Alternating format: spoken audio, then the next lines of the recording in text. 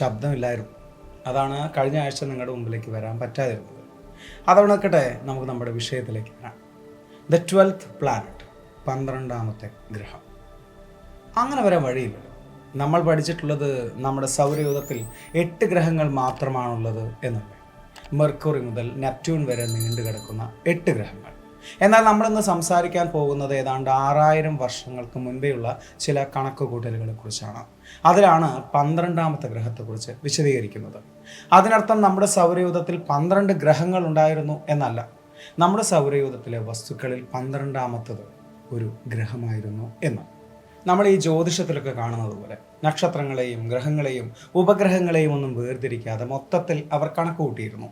അതിൽ നമ്മുടെ 9 ഗ്രഹങ്ങളും സൂര്യനും ചന്ദ്രനും ഉൾപ്പെടുന്നു. അപ്പോഴും 11 ആവുന്നുള്ളൂ. ഈ 12ാമത്തത് എന്താണ്?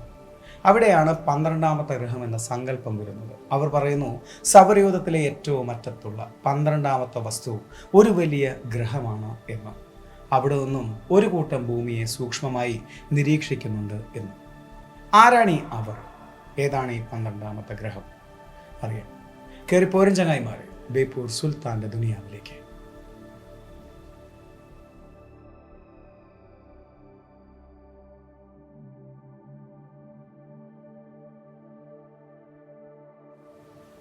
നിബിരു, അങ്ങനൊരു പേര് ബേപ്പൂർ സുൽത്താൻ്റെ ഭൂതഗണങ്ങൾക്ക് അപരിചിതമായിരിക്കില്ല. കാരണം ഒരുപാട് വീഡിയോകളിൽ നമ്മൾ ഈ വിഷയം സംസാരിച്ചിട്ടുണ്ട്. എത്രയൊക്കെ സംസാരിച്ചാലും കൗതുകമുണർത്തുന്ന ഒരു വിഷയം തന്നെയാണ് നിബിരു. ഏതാണ്ട് 6000 വർഷങ്ങൾക്ക് മുൻപുണ്ടായിരുന്ന പല ശിലാലിഖിതങ്ങളിലും ഈ ഒരു പേര് കൊത്തിവെക്കപ്പെട്ടിരിക്കുന്നു എന്നാണ് പറയപ്പെടുന്നത്. ഇന്ന് നമ്മൾ കാണുന്ന തുർക്കി, ഇറാൻ, ഇറാഖ് തുടങ്ങിയ സ്ഥലങ്ങൾ വർഷങ്ങൾക്ക് മുമ്പ് മെസോപ്പൊട്ടേമിയൻ സംസ്കാരത്തിൻ്റെ ഭാഗമായിരുന്നു എന്ന് നമ്മൾ പഠിച്ചിട്ടുണ്ട്. അതിനു മുമ്പ് അവിടെ ഒരു സംസ്കാരമുണ്ടായിരുന്നു, സുമേറിയൻ സംസ്കാരം. 6000 വർഷം എന്ന് പറയുമ്പോൾ ഇന്നിവിടെ നിൽക്കുമ്പോൾ നമ്മെ സംബന്ധിച്ച് അതൊരു ചെറിയ കാലയളവായിരിക്കാം. പക്ഷേ 2000 വർഷങ്ങൾക്ക് മുമ്പായിരുന്നു യേശുക്രിസ്തുവിൻ്റെ കാലഘട്ടമായി നമ്മൾ കണ്ടെത്തിയത്. അങ്ങനെയെങ്കിൽ 6000 വർഷം എന്ന് പറയുമ്പോൾ ഒന്ന് ചിന്തിച്ചാൽ മതി അതിൻ്റെ പഴക്കം. സുമേറിയൻ സംസ്കാരങ്ങളിൽ നിന്നും കണ്ടെത്തിയ ചില ശിലാഫലകങ്ങളിൽ നിന്നും ആകാശത്ത് നിന്നും വന്നിറങ്ങിയ അനുനാക്കികളെക്കുറിച്ചും അവർ ഭൂമിയിൽ ചെയ്ത പല പ്രവൃത്തികളെക്കുറിച്ചും വിശദീകരിക്കുന്ന പല വീഡിയോകളും നമ്മൾ ചെയ്തിട്ടുണ്ട്. നിബിരു എന്ന 12ാമത്തെ ഗ്രഹത്തെക്കുറിച്ച് വിശദീകരിക്കുന്നതും ഇതേ ശിലാലിഖിതങ്ങളിൽ തന്നെയാണ്. സൂര്യൻ, മെർക്കുറി, വീനസ്, എർത്ത്, ലൂന അതായത് ചന്ദ്രൻ, Mars, Jupiter, Saturn, Uranus, Neptune, Pluto എന്നിങ്ങനെ 11 പേരും 12ാമത്തെ ഗ്രഹമായ നിബിരുവും. ഭൂമിയേക്കാൾ 5 മുതൽ 8 മടങ്ങോളം വലുപ്പമുള്ള ഒരു ഭീകരഗ്രഹമായാണ് നിബിരുവിനെ ഇവിടെ വിശദീകരിക്കുന്നത്. നിബിരുവിന് അങ്ങനെ ഒരു പേര് വരാനും ഒരു കാരണമുണ്ട്. നിബിരു എന്നത് ഒരു അക്കാഡിയൻ വാക്കാണ്. അക്കാഡിയൻ എന്നാൽ പുരാതന മെസോപ്പൊട്ടേമിയൻ ഭാഷയാണ്. നിബിരു എന്ന പേരിൻ്റെ അർത്ഥം കുറുകെ സഞ്ചരിക്കുന്നവൻ എന്നാണ്. അങ്ങനെ ഒരു പേര് ആ ഗ്രഹത്തിന് വരാനുള്ള കാരണം അതിൻ്റെ സഞ്ചാരപഥം തന്നെയാണ്. സൗരയൂഥത്തിൻ്റെ അറ്റത്താണ് നിബിരു സ്ഥിതി ചെയ്യുന്നത് എന്നാണ് വിശ്വസിക്കപ്പെടുന്നത്. മറ്റു ഗ്രഹങ്ങളെപ്പോലെ അത് സൂര്യനെ വലം വയ്ക്കുന്നുണ്ട്. എന്നാൽ 3600 വർഷങ്ങൾ കൊണ്ടാണ് ഒരു തവണ അത് സൂര്യനെ വലം വെച്ച് വരുന്നത് എന്നും പറയപ്പെടുന്നു. ആ ഒരു സഞ്ചാരപഥം പല ഗ്രഹങ്ങളുടെയും ഓർബിറ്റുകൾക്ക് കുറുകെയാണ് സഞ്ചരിക്കുന്നത്. അതുകൊണ്ട് തന്നെയാണ് ഈ ഒരു ഗ്രഹത്തിന് നിബിരു എന്നൊരു പേര് വരാനുള്ള കാരണവും. സുമേറിയൻ സംസ്കാരങ്ങളിൽ നിന്നും കണ്ടെത്തിയ കളിമൺ ഫലകങ്ങളിലേക്ക് യൂണിഫോം ഭാഷ ഡീകോഡ് ചെയ്താണ് ഇത്തരം വിശദീകരണങ്ങൾ പറയപ്പെടുന്നത്. ഇങ്ങനെ പറയപ്പെടുന്ന സുമേറിയൻ പുരാണങ്ങളെ എനുമ എലിഷ് എന്ന പേരിലാണ് അറിയപ്പെടുന്നത്. പ്രപഞ്ച സൃഷ്ടിയെക്കുറിച്ച് പല പുരാണ കഥകളിലും പറയുന്നത് പോലെ തന്നെ ഇവിടെയും വിശദീകരിക്കപ്പെടുന്നുണ്ട്. ഇതിൽ തന്നെയാണ് ആകാശത്ത് നിന്നും പറന്നിറങ്ങിയ അനുനാക്കി ദൈവങ്ങൾ ഭൂമിയിലെ മനുഷ്യരെ അടിമകളാക്കിയെന്നും ഇന്നത്തെ മനുഷ്യരെ സൃഷ്ടിച്ചുവെന്നും വിശദീകരിക്കുന്നത്. മറ്റു മതപുരാണങ്ങളിൽ പറയുന്നത് പോലെ ഒരു മഹാപ്രളയത്തെക്കുറിച്ച് ഇവിടെയും പ്രതിപാദിക്കുന്നുണ്ട്. ഭൂമിയിലെ സകല ജീവജാലങ്ങളെയും തുടച്ചു നീക്കിയ ഒരു പ്രളയത്തെക്കുറിച്ച്. നമ്മൾ കേട്ടറിഞ്ഞ മറ്റു പുരാണങ്ങളിലൊന്നും ഇങ്ങനൊരു പ്രളയത്തിൻ്റെ കാരണത്തെക്കുറിച്ച് വിശദീകരിക്കുന്നില്ല. പക്ഷേ ഇവിടെ ഒരു കാരണം വിശദീകരിക്കുന്നുണ്ട്. കാലങ്ങൾക്ക് മുമ്പേ ഭൂമിയോട് ചേർന്ന് സഞ്ചരിച്ച ഭൂമിയേക്കാൾ 8 മടങ്ങോളം വലുപ്പമുള്ള ഒരു വലിയ ഗ്രഹത്തിൻ്റെ സ്വാധീനത്തിലാണത്രേ അന്ന് ഭൂമിയിൽ പ്രളയമുണ്ടായത് എന്ന് ബ്രിട്ടീഷ് മ്യൂസിയത്തിൽ നിന്നും സൂക്ഷിച്ചിരിക്കുന്ന സുമേറിയൻ സംസ്കാരങ്ങളിൽ നിന്നും കണ്ടെത്തിയ ഒരു കളിമൺ ഫലകം, ദ ഫ്ലഡ് ടാബ്ലറ്റ് എന്നറിയപ്പെടുന്ന ആ കളിമൺ ഫലകത്തിൽ ആ പ്രളയത്തെക്കുറിച്ച് വിശദീകരിച്ചിട്ടുണ്ട്.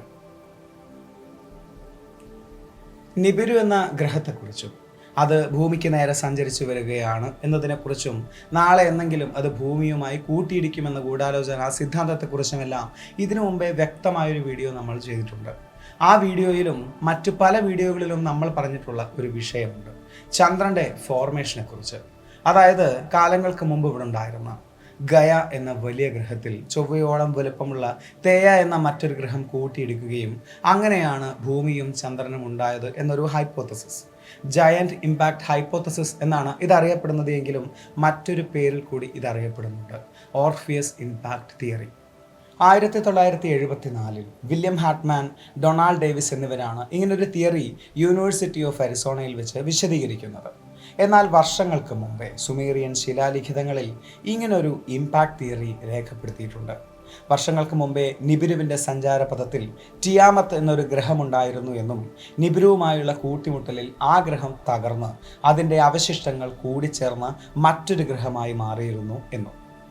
കാലങ്ങൾക്ക് മുമ്പ് നമ്മൾ വിശ്വസിച്ചിരുന്നത് പ്രപഞ്ചത്തിൻ്റെ കേന്ദ്രം ഭൂമിയാണ് എന്നും പ്രപഞ്ചത്തിലെ മറ്റു വസ്തുക്കളെല്ലാം ഭൂമിയെയാണ് വലം വയ്ക്കുന്നത് എന്നുമായിരുന്നു. ഏതാനും വർഷങ്ങൾക്ക് മുമ്പെയാണ് നമ്മൾ അതിൻ്റെ യാഥാർത്ഥ്യം തിരിച്ചറിഞ്ഞതും. എന്നാൽ 6000 വർഷങ്ങൾക്ക് മുൻപ് എഴുതപ്പെട്ട സുമേറിയൻ ശിലാലിഖിതങ്ങളിൽ നമുക്ക് കാണാൻ സാധിക്കും സൂര്യന് ചുറ്റും വലം വയ്ക്കുന്ന ഗ്രഹങ്ങളുടെ ചിത്രം. അതിൽ 11ഓളം ഗ്രഹങ്ങൾ സൂര്യനെ വലം വയ്ക്കുന്നതിൻ്റെ ചിത്രം അവർ രേഖപ്പെടുത്തിയിട്ടുണ്ട്. ചന്ദ്രനടക്കമുള്ള 11 ഗ്രഹങ്ങളിൽ ആ 12ാമത്തെ ഗ്രഹം ഏതായിരിക്കും? ബ്രിട്ടീഷ് മ്യൂസിയത്തിൽ സൂക്ഷിച്ചിട്ടുള്ള ക്ലേ ടാബ്ലറ്റ്സിൽ ഇന്നും ഇത്തരം ചിത്രങ്ങൾ രേഖപ്പെടുത്തിയിരിക്കുന്നത് നമുക്ക് കാണാൻ സാധിക്കും. സുമേറിയൻ ക്യൂനിഫോം ഭാഷ, അതായത് ഈജിപ്ഷ്യൻ ക്യൂനിഫോം ഭാഷ പോലെ തന്നെ പല ചിത്രങ്ങളും അടയാളങ്ങളും നിരത്തി വെച്ചിരിക്കുന്നത് പോലെയുള്ള ലിപി ഡീകോഡ് ചെയ്യപ്പെട്ടത് എങ്ങനെയായിരിക്കും? എറിക് വോൺ ഡാനിക്കൻ്റെ ചാരിയറ്റ്സ് ഓഫ് ഗോഡ്സ് പോലുള്ള പുസ്തകങ്ങളിൽ അനുനാക്കികളെക്കുറിച്ചും അവരുടെ വരവിനെക്കുറിച്ചുമെല്ലാം വിശദീകരിച്ചിട്ടുണ്ട്. അത്തരം മിത്തുകൾ അവർക്ക് ലഭിച്ചത് പറഞ്ഞു കേട്ട കഥകളിലൂടെ മാത്രമല്ല, ഇത്തരം ക്യൂണിഫോം ഭാഷ ഡീകോഡ് ചെയ്തിട്ടുകൂടിയാണ്. ചാരിയറ്റ്സ് ഓഫ് ഗോഡ്സ് പോലെ തന്നെ എടുത്തു പറയേണ്ട മറ്റൊരു പുസ്തകമാണ് ദ 12th പ്ലാനറ്റ്. 1976 നിബിരു എന്ന പേര് ജനശ്രദ്ധ നേടുന്നത്. അതിന് പിന്നിൽ സക്കറിയ സിച്ചിൻ എന്ന എഴുത്തുകാരനായിരുന്നു. അദ്ദേഹത്തിൻ്റെ 12th പ്ലാനറ്റ് എന്ന പുസ്തകത്തിലൂടെയായിരുന്നു നിബിരു എന്നൊരു പേര് ലോകം അറിയുന്നത്. നെപ്റ്റ്യൂണിനപ്പുറം 12ാമത് നിബിരു എന്ന വലിയൊരു ഗ്രഹം ഒളിഞ്ഞിരിക്കുന്നുണ്ട് എന്നായിരുന്നു ആ ഒരു പുസ്തകത്തിലൂടെ അദ്ദേഹം ലോകത്തോട് പറഞ്ഞത്. ആ ഒരു അറിവ്, ആ ഒരു വാർത്ത വലിയ കൗതുകമായിരുന്നു ജനങ്ങളിൽ ഉണ്ടാക്കിയത്. അതുകൊണ്ട് തന്നെ ദ 12th പ്ലാനറ്റ് എന്ന പുസ്തകം 25ഓളം ഭാഷകളിലേക്കാണ് വിവർത്തനം ചെയ്യപ്പെട്ടത്. സോവിയറ്റ് അസർബൈജാന്റെ തലസ്ഥാനമായിരുന്ന ബാക്കുവിലെ ഒരു ജൂത കുടുംബത്തിലായിരുന്നു സക്കറിയ സിച്ചിൻ ജനിച്ചത്. പത്രപ്രവർത്തകനും എഡിറ്ററുമായിരുന്ന അദ്ദേഹം 1952 തൻ്റെ 32ാമത്തെ വയസ്സിൽ ന്യൂയോർക്കിലേക്ക് താമസം മാറി. ഒരു ഷിപ്പിംഗ് കമ്പനിയിൽ എക്സിക്യൂട്ടീവായി ജോലി ചെയ്തുകൊണ്ടിരിക്കെ ഭൂമിയിലേക്ക് കടന്നു വന്ന അന്യഗ്രഹ പേടകത്തെയും അതിൽ ഭൂമിയിലേക്ക് ഇറങ്ങി വന്ന അന്യഗ്രഹ ജീവികളെയും അദ്ദേഹം സ്വപ്നം കണ്ടതായി പറയുന്നു. ഒരു കൗതുകത്തിൽ തുടങ്ങിയ ആ താല്പര്യം ചെന്നെത്തിയത് കാലങ്ങൾക്ക് മുമ്പെയുള്ള സുമേറിയൻ സംസ്കാരത്തിലേക്കായിരുന്നു. ജോലിക്കിടയിൽ സുമേറിയൻ ക്യൂണിഫോം ഭാഷ സ്വന്തമായി പഠിക്കുകയും അതേക്കുറിച്ച് കൂടുതൽ മനസ്സിലാക്കുകയും ചെയ്തു. തുടർന്നുണ്ടായ അതിയായ താല്പര്യം പല ആർക്കിയോളജിക്കൽ സൈറ്റുകളിലേക്കും അദ്ദേഹത്തെ ചെന്നെത്തിച്ചു. അവിടെ കണ്ട ശില്പങ്ങളും ചിത്രങ്ങളും താൻ സ്വപ്നത്തിൽ കണ്ട രൂപങ്ങളുമായി അദ്ദേഹത്തിന് സാമ്യം തോന്നിച്ചു. ഇമ്മാനുവൽ വെലിക്കോവ്സ്കി, എറിക് വോൺ ഡാനിക്കൻ തുടങ്ങിയവരുടെ പുസ്തകങ്ങൾ അദ്ദേഹത്തെ വല്ലാതെ സ്വാധീനിച്ചിരുന്നു. ആർക്കോ തന്നോട് എന്തോ പറയാനുണ്ട് എന്ന് അദ്ദേഹം വല്ലാതെ വിശ്വസിച്ചിരുന്നു. താൻ കണ്ട സ്വപ്നവും മനുഷ്യരുടെ ഉദ്ഭവവും തമ്മിൽ എന്തോ ബന്ധമുണ്ട് എന്നും അദ്ദേഹം വിശ്വസിച്ചിരുന്നു. ആർക്കിയോളജിക്കൽ സൈറ്റുകളിൽ നിന്നും കണ്ടെത്തിയ ശിലാഫലകങ്ങളിൽ നിന്നും ബ്രിട്ടീഷ് മ്യൂസിയത്തിലെ ക്ലേ ടാബ്ലറ്റ്സിൽ നിന്നും ഡീകോഡ് ചെയ്തെടുത്ത ചില വിശദീകരണങ്ങളാണ് അദ്ദേഹത്തെ 12ാമത്തെ ഗ്രഹമായ നിബിരുവിലേക്ക് ചെന്നെത്തിച്ചത്. പുരാതന സുമേറിയൻ വാന നിരീക്ഷണത്തെക്കുറിച്ചും അതിലൂടെ അവർ കണ്ടെത്തിയ കണ്ടെത്തലുകളെക്കുറിച്ചുമെല്ലാം തൻ്റെ 12th പ്ലാനറ്റ് എന്ന പുസ്തകത്തിലൂടെയും അതിൻ്റെ സീക്വൽ പ്രസിദ്ധീകരണങ്ങളിലൂടെയും സക്കറിയ സിച്ചിൻ നമ്മെ അറിയിക്കുന്നുണ്ട്. നെപ്റ്റ്യൂണിനപ്പുറം ഒരു ഭീമൻ ഗ്രഹമുണ്ട് എന്നും അത് സൂര്യനെ വലം വയ്ക്കുന്നത് ഒരു ലോങ് എലിപ്റ്റിക്കൽ ഓർബിറ്റിലൂടെയാണ് എന്നും അദ്ദേഹം ദ 12th പ്ലാനറ്റ് എന്ന പുസ്തകത്തിൽ വിശദീകരിക്കുന്നു. സുമേറിയൻ ക്യൂണിഫോം ഭാഷ ഡീകോഡ് ചെയ്ത് അദ്ദേഹം കണ്ടെത്തിയ വിശദീകരണങ്ങളാണ് ദ 12th പ്ലാനറ്റ് എന്ന പുസ്തകത്തിലൂടെയും അതിൻ്റെ സീക്വൽ പ്രസിദ്ധീകരണങ്ങളിലൂടെയും നമ്മളിലേക്ക് അദ്ദേഹം എത്തിച്ചത്. പ്രശസ്ത അമേരിക്കൻ ബിബ്ലിക്കൽ സ്കോളറായ മൈക്കിൾ ഹേസർ സക്കറിയ സിച്ചിൻ്റെ പല വാദങ്ങളെയും എതിർക്കുന്നുണ്ട്. അദ്ദേഹം പറയുന്നു, സക്കറിയ സിച്ചിൻ സുമേറിയൻ ക്യൂണിഫോം ഭാഷയിലെ പല ചിഹ്നങ്ങളെയും തെറ്റായാണത്രേ വ്യാഖ്യാനിച്ചത്. താൻ മനസ്സിൽ കണ്ട ഒരു കഥയിലേക്ക് ആ ചിഹ്നങ്ങളെ വലിച്ചിഴയ്ക്കുകയായിരുന്നു എന്നാണ് ഹേസറിൻ്റെ വാദം. ഹേസർ മാത്രമല്ല പല പ്രശസ്തരായ ശാസ്ത്രജ്ഞരും പറയുന്നത് സക്കറിയ സിച്ചിൻ്റെ 12th പ്ലാനറ്റ് എന്ന പുസ്തകത്തിൽ വിശദീകരിക്കുന്നതിൽ ബഹുഭൂരിപക്ഷവും കപടശാസ്ത്രവാദമാണ് എന്നാണ്. എന്നിരുന്നാലും ഒരു വലിയ ശതമാനം ആളുകൾ ഇന്നും ഈ ഒരു സിദ്ധാന്തത്തിൽ വിശ്വസിക്കുന്നുണ്ട് എന്നതാണ് യാഥാർത്ഥ്യം. ഏതാനും മാസങ്ങൾക്ക് മുമ്പ് പോളണ്ടിൽ നിന്നും ഒരു ഭൂതഗണം എന്നെ അന്വേഷിച്ച് കോഴിക്കോട് വന്നിരുന്നു. അദ്ദേഹത്തിൻ്റെ ആവശ്യം ഒരു പോഡ്കാസ്റ്റ് ചെയ്യുക എന്നതായിരുന്നു. അങ്ങനെ ഞങ്ങൾ കോഴിക്കോട് ഒരു സ്റ്റുഡിയോയിൽ നിന്നും പോഡ്കാസ്റ്റ് ചെയ്തു. പല വിഷയങ്ങളെക്കുറിച്ചും ഞങ്ങൾ സംസാരിച്ചു. അദ്ദേഹം എന്നോട് ചോദിച്ചു, നിങ്ങൾ ദൈവത്തിൽ വിശ്വസിക്കുന്നുണ്ടോ? ഉണ്ടെങ്കിൽ ഏത് ദൈവത്തിലാണ് എന്ന്. ഞാൻ മറുപടി പറഞ്ഞത്, സോക്കോൾഡ് ദൈവങ്ങളിൽ ഞാൻ വിശ്വസിക്കുന്നില്ല. ഇനി അഥവാ ഏതെങ്കിലും ഒരു ദൈവത്തിൽ വിശ്വസിച്ചേ പറ്റുമെങ്കിൽ ഞാൻ വിശ്വസിക്കുന്നത് അനുനാക്കിയിലാണ് എന്നാണ്. അതിൻ്റെ ഒരു റീൽ എൻ്റെ ഇൻസ്റ്റഗ്രാം പ്രൊഫൈലിൽ നിങ്ങൾക്ക് കാണാനും സാധിക്കും. സുമേറിയൻ ലിഖിതങ്ങളിൽ പറയുന്ന അനുനാക്കി സങ്കല്പം പക്ഷികളുടെ ചിറകുകളുള്ള, മൃഗങ്ങളുടെ തലയും അവയവങ്ങളുമുള്ള, മനുഷ്യരുടെ ഉടലുമുള്ള രൂപമാണ് എന്നാണ്. അതായത് ഈജിപ്ഷ്യൻ ദൈവങ്ങൾ എപ്രകാരമാണോ അപ്രകാരം. ഞാൻ ഏറ്റവും ഇഷ്ടപ്പെടുന്ന ദൈവസങ്കല്പങ്ങൾ അതാണ്. അതിൽ പ്രപഞ്ചത്തെ മുഴുവനും കാണാൻ സാധിക്കും. അതുകൊണ്ട് തന്നെ അനുബിസ്, ഹോറസ് എന്നീ ദൈവങ്ങളെ ഞാൻ എൻ്റെ കയ്യിൽ പച്ച കുത്തിയിട്ടുമുണ്ട്. അതും ഒരു അന്ധവിശ്വാസമാണ് എന്ന് വിശ്വസിക്കുന്നവരുണ്ടാകാം. അത് അവരുടെ വിശ്വാസമാണ്. എന്നെ സംബന്ധിച്ച് ഞാൻ ഏറ്റവും കൂടുതൽ ഇഷ്ടപ്പെടുന്ന സങ്കല്പങ്ങളാണ് സുമേറിയൻ, ഈജിപ്ഷ്യൻ, അനുനാക്കി സങ്കല്പങ്ങൾ. ചിലപ്പോൾ അതുപോലുള്ള സക്കറിയ സിച്ചിൻ്റെ ഒരു സങ്കല്പമായിരിക്കാം 12ാമത്തെ നിബിരു എന്ന ഗ്രഹവും. നാളെ എന്നെങ്കിലും അങ്ങനെ ഒരു സങ്കല്പം യാഥാർത്ഥ്യമായിരുന്നെങ്കിൽ എന്നാഗ്രഹിച്ചു പോകുന്ന ചില സങ്കല്പങ്ങൾ.